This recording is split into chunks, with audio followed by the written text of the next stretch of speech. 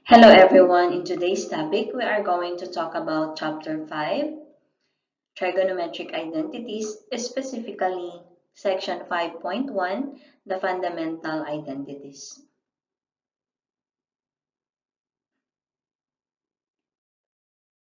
Trigonometric identity. It is an identity involving trigonometric functions. So remember, you have your sine x, and the inverse of sine x is cosecant x. And cos x, we have secant x. While tan x, the inverse is cotangent x. So sine x is read as sine x. CSC is cosecant x. Cosine x for cos x. We have secant x. And then tangent x. And this one is cotangent x. So let us go to trigonometric identities. So the first one is quotient identities. In here we have two. Tangent theta equals sine theta over cosine theta. And then cotangent theta equals cosine theta over sine theta. Then under reciprocal identities, we have 6. So sine theta is equal to 1 over cosecant theta. Cosine theta equals 1 over secant theta. Tangent theta equals 1 over cotangent theta.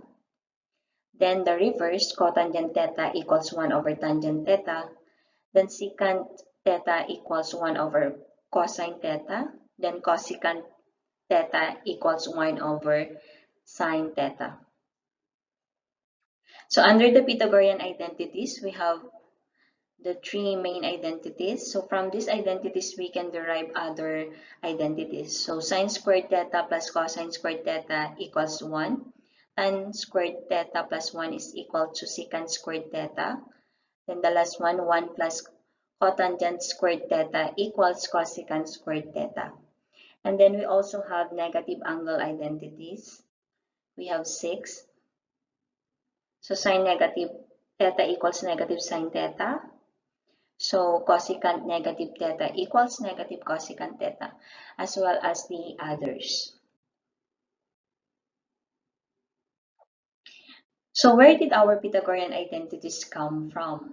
Do you remember the unit circle? So what is the equation for the unit circle? So we have x squared plus y squared equals 1. So what does x equals 2, or what does y equals 2? In terms of trigonometric functions, we have sine squared theta plus cosine squared theta equals 1. That is the Pythagorean identity. So take the Pythagorean identity and discover a new one. So hint, try dividing everything by cosine squared theta. So let us have the first one. So in here, we are going to divide the Pythagorean identity by cosine squared theta. So what is the result? It is equal to tan squared theta, because we all know that sine theta over cosine theta is equal to tangent theta.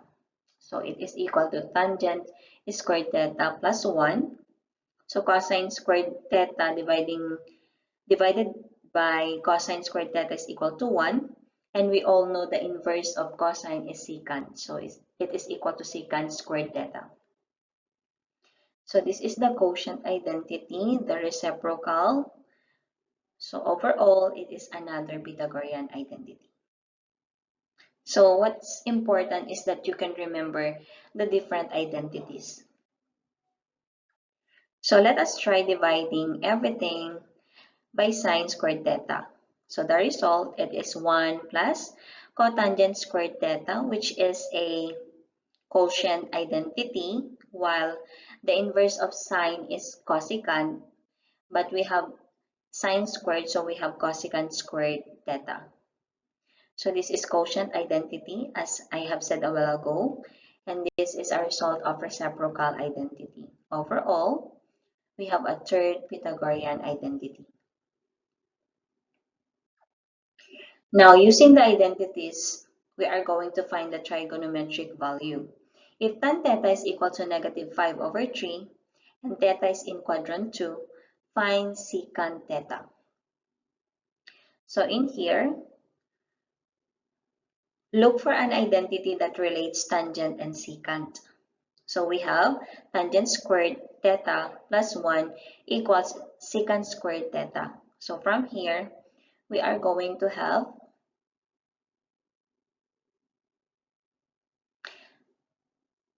substituting the values, negative 5 over 3 squared because it is the value of your tan, plus 1 equals secant squared theta.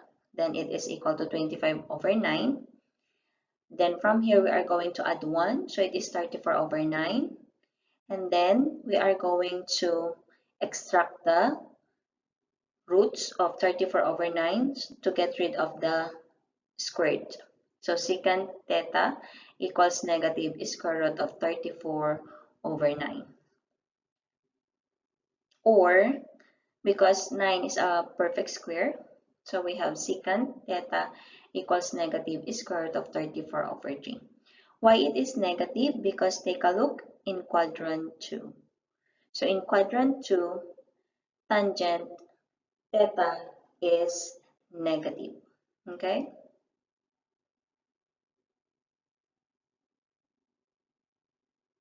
And that, if you are going to transpose 34 over 9 to the other side, it is negative. Now let us have another one. Using the identities you know, find the trigonometric value. If tangent theta equals negative 5 over 3 and theta is in quadrant 2, find cotangent negative theta. So from here, we all know that cotangent negative theta, the inverse of cotangent is 1 over tangent negative theta. So in here we have is equal to 1 over negative tangent theta. And then it will be equal to, substituting the values for your tan theta, negative 5 over 3. So we have 1 over negative times 5 over 3. Getting the reciprocal for this one, it is 3 over 5. So using the identities, find the trigonometric value. So if cosine theta is equal to 3 over 5, find cosecant theta. So from here, we are going to have this solution. We are going to use the Pythagorean identity. Sine squared theta plus cosine squared theta equals 1. Then we are going to substitute the value for your cosine. So it becomes 3 over 5 squared. And from here, 3 over 5 squared is equal to 9 over 25. And then, in order for us to subtract, we are going to have 25 over 25, multiplying 1 by 25 over 25. And 25 minus 9 is equal to 16. To get rid of the squared in here, we get the square root as well as the square root of 16 over 25. So sine theta, since we have the roots which is positive or negative, so we have positive negative 4 over 5. And then, since we all know that the inverse of sine theta is cosecant, so cosecant theta equals 1 over sine theta. So it is equal to 1 over positive negative 4 over 5. It is equal to, get the inverse, plus or minus 5 over 4. So that is the value of your cosecant theta. So let us have the last one. We're finding the trigonometric value. If cosine theta equals 3 over 4, we need to find secant theta. So from here, we are just going to apply the inverse of secant, which is 1 over cosine theta. Since we all know that cosine theta is 3 over 4, so it is equal to 1 over 3 over 4. Or get the inverse, it is 4 over 3.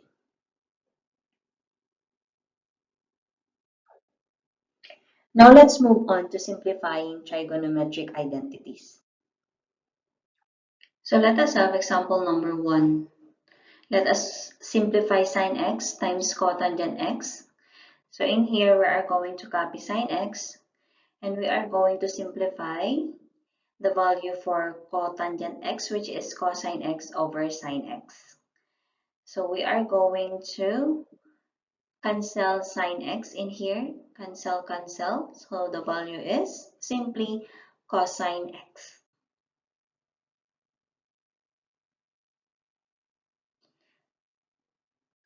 Now let us have example number 2. We are going to simplify cosecant x times tan x. So in here, we are going to rewrite cosecant x as 1 over sine x, while tangent x is equal to sine x over cosine x. From here, we are going to cancel sine x and sine x.